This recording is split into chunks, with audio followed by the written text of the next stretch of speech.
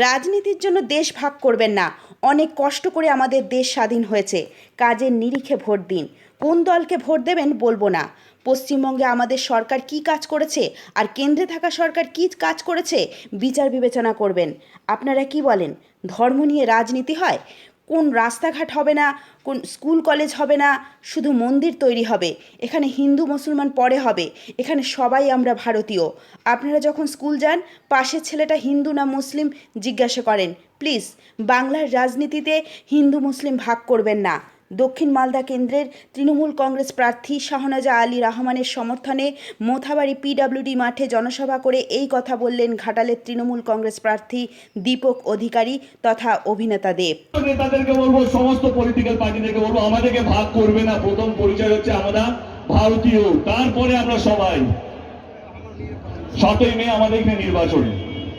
যদি আপনাদের মনে হয় কি আমাদের দল সত্যি বাংলার মানুষকে নিয়ে ভেবেছে, দক্ষিণ বাংলার মানুষকে নিয়ে ভেবেছে, এটা পরিষ্কার আপনাদের চোখের সামনে।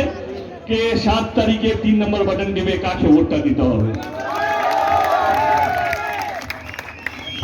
অসংখ্য ধন্যবাদ। আপনারা অনেক গরম কে কি বলবো না ভেবে এতক্ষণ সময় দিয়েছেন আমাকে। ভালো থাকবেন, ভালো থাকবেন। এবং একটাই কথা বলবো, ভাববেন আপনারা যে কোনো দলের সমর্থক হতে পারেন, আমার তাদের সত্যি কিছু বলার নেই। কিন্তু আপনার দল যদি ধর্ম নিয়ে রাজনীতি করে, তাদেরকে বলবেন আমার ধর্ম নিয়ে পেট চলে না, সংসার চলে না। ধর্ম আমার মনের মধ্যে, আমার সংসার চালানোর জন্য উন্নয়ন চাই। তো 7ই মে নির্বাচন, সকাল সকাল গিয়ে ভোট দেবেন এবং শান্তিতে থাকবেন, ভালো থাকবেন। আবার শীঘ্রই দেখা হবে। বন্দে বন্দে বন্দে। ভালো থাকবেন, খুশি দেখা হবে। Thank you so much. রাজ্যে এটা হয়নি, আমাদের রাজ্যে ওইটা হয়নি, এইটা বিরোধী দলরা বলে থাকে। আমার একটাই প্রশ্ন, এইটা তো কোন বারেগা মুখ্যমন্ত্রী হচ্ছে না। এই নির্বাচনটা আমাদের স্টেটে কে মুখ্যমন্ত্রী হবে তার জন্য নয়। এই নির্বাচনটা আমাদের দেশকে সামনের 5 বছর কারা চালাবে সেইটা নিয়ে। এবং আমার কিছু প্রশ্ন আছে, যেটা বললাম, আমি আপনাদের ভোট চাইতে আসিনি, আপনাদের গণতান্ত্রিক অধিকার, আপনারা যাকে ইচ্ছে ভোট দিতে পারেন। কিন্তু হ্যাঁ, ভোট দেওয়ার আগে আপনাদেরকে কিছু প্রশ্ন করতে হবে সেই দলকে যাকে আপনারা ভোট দেবেন। যেহেতু আমি প্রথমে বললাম এটা মুখ্যমন্ত্রী নির্বাচন নয়। যেদিন আমাদের বিধানসভা নির্বাচন হবে, আমি, দিদি, অভিষেক, সহনাজ ভাই, আমাদের দলের প্রত্যেকটা কর্মী যারা মঞ্চে আছেন তারা উত্তর দেবেন আমরা গত 15 বছরে কি কি করেছি 2026-এ। কিন্তু 2024টা আমাদের দেশকে কে চালাবে সেটা নিয়ে। 2014-তে যখন কেন্দ্র সরকার এসেছিল, তারা আসার আগে বলেছিল কে 15 লক্ষ টাকা করে প্রত্যেকটা ব্যাংক অ্যাকাউন্টে আসবে। বলেছিল তো? এসেছে? বলেছিল প্রত্যেক বছর 2 কোটি চাকরি দেবে। প্রত্যেক বছর 2 কোটি চাকরি তো দূরের কথা, আমাদের রাজ্যের চাকরিগুলো ওরা কাড়িয়ে নিচ্ছে। যেই ছেলেগুলো কষ্ট করে চাকরি পেয়েছে সেই চাকরিগুলো চলে গেছে। এবং আপনার সঙ্গে অবাক হবেন কে আমাদের দেশে আজকে চাকরির যা খারাপ অবস্থা, সেটা স্বাধীনতার পর কোনোদিন এত খারাপ অবস্থায় নামেনি যেটা আজকে দাঁড়িয়ে হয়েছে। তো কার কে জিম্মেদার এটার জন্য? কেন্দ্র সরকার। বিজেপি না, যে কেন্দ্র সরকারে থাকবে সে, তাই তো? বিজেপি আছে কেন্দ্র সরকারে। দেখুন, আমি একটা কথা পরিষ্কার বলি, আমার কেউ শত্রু না।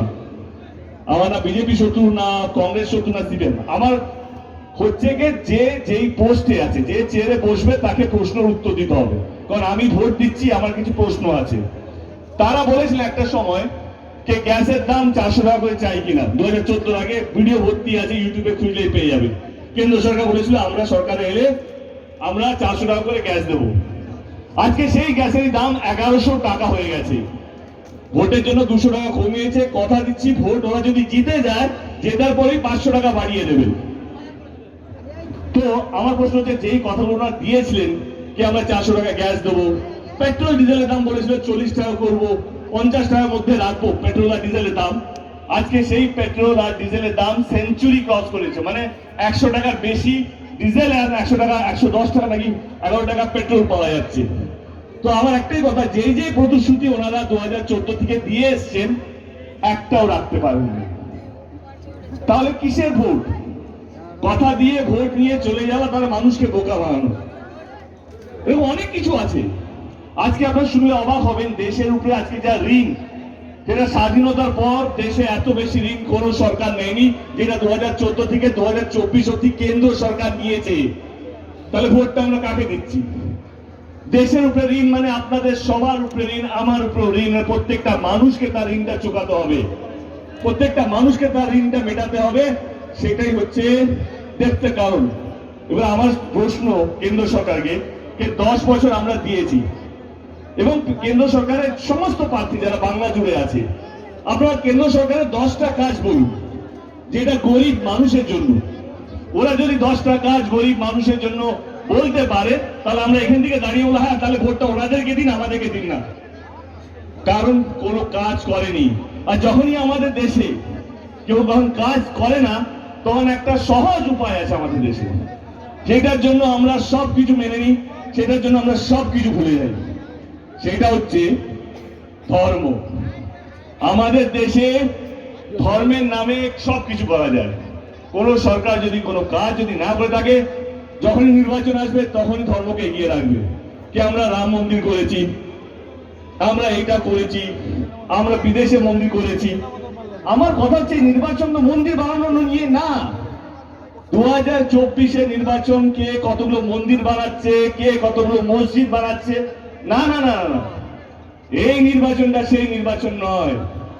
2024-এ নির্বাচনটা হচ্ছে কে কতগুলো হসপিটাল বানাচ্ছে, কে কতগুলো স্কুল বানাচ্ছে, কে কতগুলো রাস্তা বানাচ্ছে, আর কে মানুষকে ভালো রাখছে, সে হিন্দু হোক, মুসলিম হোক, ইসাই হোক বা যে কোনো কমিউনিটি হোক। এই নির্বাচনটা হচ্ছে সেই নির্বাচন। আমি আপনাদেরকে রাজনীতি বোঝাতে আসিনি, আপনারা রাজনীতি আমার চেয়ে বেশি বোঝেন এবং ভাবছে যে কেন্দ্র সরকারকে ভোট দিলে বা বিরোধী দলকে ভোট দিলে হয়তো ওরা আরো 100 টাকা গ্যাসের দাম, 1000 টাকা গ্যাসের দাম, 1100 টাকা গ্যাসের দামটা 500 টাকা করবে। না না না, নির্বাচন হয়ে যাওয়ার পর গ্যাসের দাম বাড়বে, সমস্ত দাম বাড়বে, কারণ যেই টাকাগুলো খরচা হচ্ছে নির্বাচনে সেটা তো আদায় করতে হবে। সেই জায়গা থেকে আমি বলবো আমাদের সরকারের কিছু কাজ, এই নির্বাচনটা কে কতগুলো হসপিটাল বানাবে, স্কুল বানাবে, সেটা নিয়ে যেটা বললাম, তাহলে আপনারা শুনে রাখুন। এই ডিস্ট্রিক্টে আমাদের সরকার 2013 পর থেকে অনেকগুলো সুপার স্পেশালিটি হসপিটাল বানিয়েছে, এসএনএসইউ চাইল্ড কেয়ার বানিয়েছে, এবং সবচেয়ে বেশি জরুরি সেটা হচ্ছে একটা গরিব মানুষ যদি বেশি বড় অসুখ হয়ে যায়, তারা প্রাইভেট হসপিটালে যেতে পারতো না, কারণ তাদের কাছে পয়সা নেই। তারা সরকারি হসপিটালে যেত, যখন ডেট পাবে, কারণ অনেক লাইন লাগে, সেই ডেট পাওয়া অবধি তাদেরকে বসে রাখতে হতো। কিন্তু আমাদের সরকার স্বাস্থ্য সাথীর মতন কার্ড নিয়ে এসছে, স্বাস্থ্য সাথীর মতন প্রকল্প নিয়ে এসছে, গরিব মানুষও প্রাইভেট হসপিটালে গিয়ে চিকিৎসা করাতে পারে। তারা লাইনে না দাঁড়িয়ে থাকলেও তাদের চিকিৎসা হবে প্রাইভেট হসপিটালে, এইটা অন্য কোথাও নেই। তাহলে ভোটটা আপনারা কাকে দেবেন? যে আপনাদেরকে নিয়ে থাকে, আপনাদেরকে নিয়ে ভাবে, তাকে তো ভোট দেওয়া উচিত। এবার চলেছে স্কুল কলেজের কথা। এই ডিস্ট্রিক্টে অনেকগুলো প্রাইমারি স্কুল করা হয়েছে, অনেকগুলো হস্টেল করা হয়েছে, ছেলেদের জন্য আলাদা, মেয়েদের জন্য আলাদা। যারা বাইরে থাকে, গরিব মানুষ, যারা হয়তো বাড়ি ভাড়া করে থাকতে পারবে না, তাদের বাবা মার কাছে অতটা পয়সা নেই, কিন্তু তাদের জন্য ফ্রিতে হস্টেল করা হয়েছে। আইটিআই কলেজ করা হয়েছে, পলিটেকনিক কলেজ করা হয়েছে। এইবার আপনারা বলুন, এই যে আমাদের পরের প্রজন্ম অনেকগুলো বাচ্চাগুলো এসছে এখানে, তারা যেন ভালো পড়াশোনা পায়, শিক্ষা পায়, সেটার জন্য আমাদের সরকার ভেবেছে। এবার আপনারা কাকে ভোটটা দেবেন? আমাদের সরকার এখানেও থামেনি, কিন্তু অনেক গরিব বাচ্চারা আছে, তাদের বাবা মা অতটা ভালো রোজগার করতে পারে না হয়তো, কিন্তু পড়াশোনা অত্যন্ত ভালো। একটা জায়গায় পিছিয়ে আছে, বাবা মার কাছে পয়সা নেই, সেইখানেও আমাদের সরকার এক পায়ে দাঁড়িয়ে আছে। তাদের কাছে স্টুডেন্ট ক্রেডিট কার্ডের মাধ্যমে 10 লক্ষ টাকা করে লোন দেওয়া হয়, যে গরিবের বাচ্চারাও তারা ডাক্তার হতে পারে, ইঞ্জিনিয়ার হতে পারে, যদি পড়াশোনা যদি ভালো হয়, তা তাদের স্বপ্ন সত্যি করতে পারে। যেভাবে গরম বাড়ছে, 2014 আসার পর থেকে দিদি সবুজ সাথীর মতন প্রকল্প নিয়ে এলো, যেখানে প্রত্যেকটা স্টুডেন্ট সাইকেল পায়। এবার চলে আসি মেয়েদের জন্য। আমাদের রাজ্যের মেয়েদেরকে নিয়েও দিদি অনেক ভেবেছে। আগে মেয়েরা বেশি দূর অব্দি পড়াশোনা করতে পারতো না, কারণ বাবা মা ভাবতো বেশি কি পড়িয়ে লাভ, তাদের পড়াশোনা করে তাদের বিয়ে করিয়ে দিই। তাদের পাশে দিদি দাঁড়িয়েছে কন্যাশ্রীর মতন প্রকল্প নিয়ে এসে, যতটুকু চাইবে, যতদিন চাইবে মেয়ে পড়তে পারে, তার পাশে আমাদের দিদি, আমাদের সরকার দাঁড়িয়েছে। সেইখানে থামেনি। অনেক গরিব পরিবার আছে যারা মেয়ে বিয়ে দেওয়ার জন্য ঠিক মতো অর্থ জমাতে পারে না, তার পাশেও আমাদের দল, আমাদের নেত্রী, আমাদের সরকার দাঁড়িয়ে আছে রূপসীর মতন প্রকল্প, যেখানে 25,000 টাকা করে দেওয়া হয়। এবার এখানেও থামেনি। এবারে আপনারা বলুন, আমি যেটা প্রথমে বললাম, চিৎকার করে কিছু হয় না। যেই সরকার কাজ করবে, কাজ মানুষের সামনে রাখবে, যদি কাজে নিরীক্ষে ভোট হয়, তাহলে দক্ষিণ মালদায় একটা ভোট অন্য কোথাও পড়বে না, সব কটা তৃণমূল কংগ্রেসে পড়বে, যদি কাজে নিরীক্ষে ভোট হয়। কিন্তু এখন ভোটটা তো অনেক কিছু নিয়ে হয়, ধর্ম নিয়ে হয়। কে হিন্দুরা এখন অনেক কষ্টের মধ্যে আছে, একজনই বাঁচাতে পারে, সেটা হচ্ছে একটা দল। আমার একটা প্রশ্ন সবাইকে, সমস্ত নেতাদেরকে, মানুষকে না, আচ্ছা বলুন তো, এই দেশকে স্বাধীন করার জন্য কতগুলো হিন্দু মারা গেছেন, শহীদ হয়েছেন, কতগুলো মুসলিম শহীদ হয়েছেন? এই দেশটা প্রত্যেকটা মানুষ তাদের রক্ত দিয়ে দেশটাকে স্বাধীন করিয়েছে বিদেশি থেকে, ব্রিটিশদের থেকে। আজকে প্লিজ রাজনীতির জন্য মানুষকে ভাগ করবেন না। অনেক কষ্ট করে আমাদের দেশটা স্বাধীন হয়েছে, 250 বছর গোলামি করে। সেই জায়গা থেকে 75 বছর সবে আমরা কমপ্লিট করলাম স্বাধীন হওয়ার, কিন্তু আবার কোথাও যেন আমরা গোলাম হয়ে যাচ্ছি কিছু নেতাদের জন্য। তারা ধর্মকে এগিয়ে রাখছে, তারা বোঝাচ্ছে কে হিন্দু কে মুসলিম। আপনারা শুনলে অবাক হবে, স্কুলের বাচ্চারা, আপনারা তো স্কুল গেছেন অনেকেই, তাই না? ওরা সবাই স্কুলে গেছে। আচ্ছা বলতো, আমরা যখন ছোট ছিলাম কখনো ভেবেছেন পাশে যে ছেলেটা বসে আছে ও হিন্দু না মুসলিম? কখনো ভেবেছেন আমরা ঈদে কেন আমরা অন্য বন্ধুকে ডাকবো? আমরা সবসময় ঈদে আমার বন্ধুর বাড়ি থেকে খেয়েছি, পুজোতে আমরা তার থেকে ডেকেছি। আজকে বাচ্চারা যারা 4th-এ পড়ে, 5th-এ পড়ে, 6th-এ পড়ে, তারা জানে কে হিন্দু কে মুসলিম। তাদের মাথার মধ্যে চলছে হিন্দু মানে হিন্দুর সঙ্গে বন্ধুত্ব করবে, মুসলিম মানে মুসলিমের সঙ্গে বন্ধুত্ব করবে। আমরা কোথায় যাচ্ছি? তাদেরকে হিন্দু মুসলিম জানার বয়স।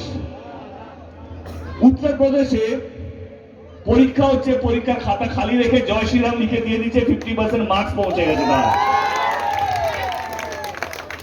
মানে এটা এতটাই খারাপ, যদি বাংলায় পরীক্ষা হয়, খালি খাতায় জয় বাংলা লিখে দিয়ে দিয়ে সে 50 মার্ক পাবে, সেটাও অতটাই খারাপ হবে যদি হয়। কিন্তু যেই দিকে যাচ্ছে, তাহলে বিশ্বাস করুন, যার পড়াশোনা করে লাভ নেই, শুধু জয় শ্রীরাম জয় বাংলা লিখলেই হয়ে যাবে। আপনারা কি চান? আপনাকে এরকম একটা সমাজ চান যেখানে ধর্ম হবে, আর কিছু হবে না, রাস্তায় রাস্তায় শুধু মন্দির হবে, রাস্তায় রাস্তায় শুধু মসজিদ হবে, চিকিৎসা করার জন্য হসপিটাল হবে না, পড়াশোনার জন্য স্কুল কলেজ হবে না। কেউ বলবে না কি আমরা এতটা ইউনিভার্সিটি করেছি, আমরা এতটা হসপিটাল করেছি। বলবে আমরা বিদেশে লন্ডনে একটা মন্দির করেছি, আমেরিকা একটা মন্দির করেছি, দুবাইতে একটা মন্দির করেছি। এইগুলো নিয়ে আলোচনা হবে। সালাম আলাইকুম, ভালো আছেন? একটা কথা বলতেই হয়, আপনারা কি ভাগ্যবান। 7ই মে নির্বাচন শেষ, আমার ঘাটালে 25শে মে।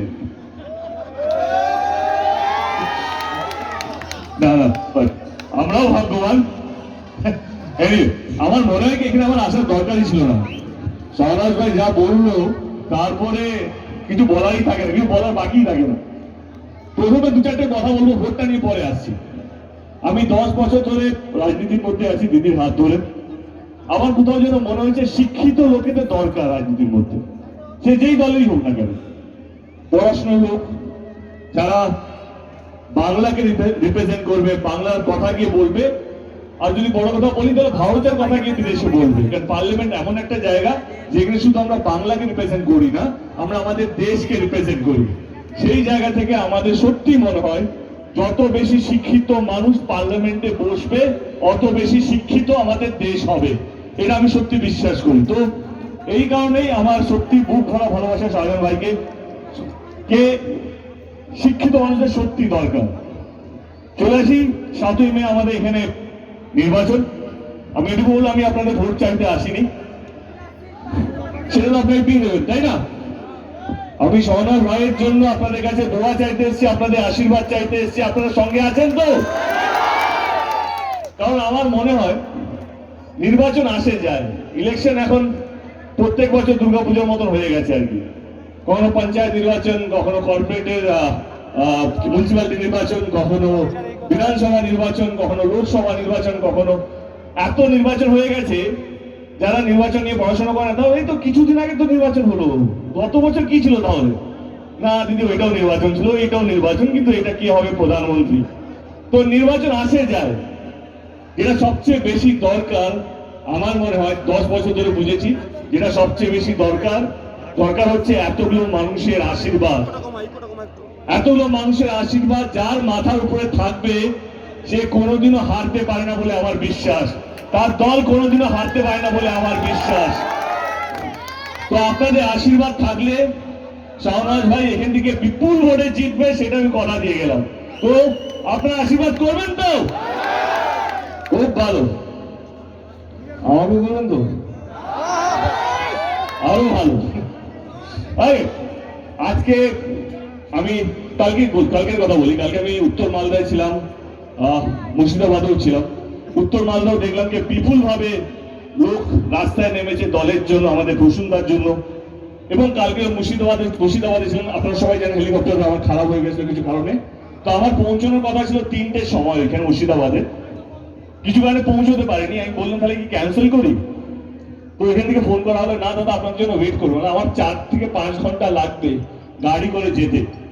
ততক্ষণ কি লোক বসে থাকবে? আমার পৌঁছতে 8টা 8:30 বেজে যেতে পারে। লোক কি বসে থাকবে? সেই প্রোগ্রাম 3টের সময়, মানে লোকে 1:30 2টো দিকে আসতে শুরু করে দিয়েছে। 3টে শুরু হওয়ার কথা, 8টায় পৌঁছবো। তারা বললো কি হ্যাঁ আসুন। আমি বললাম ঢপ মারছে, শুরু ডাকছে, কেউ থাকবে না, মাঠ ফাঁকা থাকবে, খুব কম হলে পার্টির লোকেরাই থাকবে, যারা আমাদের দলের যারা কর্মীরা আছে, যারা বুথ লেভেলের কর্মী তারাই থাকবে। তবু দলকে ভালোবাসে আমি চলে গেলাম। আমি এক পয়সা মিথ্যা কথা বলছি না, ফুটেজ গুলো আছে, ভিডিও গুলো আছে। রাত্রে 8টার সময় যেইভাবে মাঠ ভর্তি ছিল, সেইখানে বোঝা যায় যে তৃণমূল কংগ্রেসের প্রতি মানুষের বিশ্বাস কতটা, মানুষের আস্থা কতটা, এবং তৃণমূল কংগ্রেস যে কথা দেয় সেই কথা রাখে। এইটা প্রমাণ হলো কালকে রাত্রবেলা কি। তো এটুকু বলবো যে পুরো বাংলা জুড়ে আমরা ঘুরছি, দিদি, অভিষেক, আমরা কোথাও নিরাশ হইনি। হয় না, লোকে বলে কি এখানে আমরা হারবো, এখানে আমরা জিতবো। আমার এটা কোথাও মনে হয়নি। যেখানে গেছি আমার মনে হচ্ছে আমরা সব জায়গায় জিতছি, কারণ রাস্তায় মানুষ নেমেছে, আর মানুষের মুখ দেখলে বোঝা যায় সে দেখতে এসছে না ভোট দিতে এসছে না ভালোবাসতে এসছে। তো এই নির্বাচন 2024-এর নির্বাচন, আমি এটুকু আপনাদের সামনে বলে যাচ্ছি যে 2019-এ আমাদের রেজাল্ট কি ছিল আমরা সবাই জানি, কিন্তু 2024-এ সেই তৃণমূলে আমাদের সিট অনেক বেশি মার্জিনে বাড়বে। আজকে দিনটা আপনারা লিখে রাখুন, সেটা নিয়ে কোনো সন্দেহ নেই।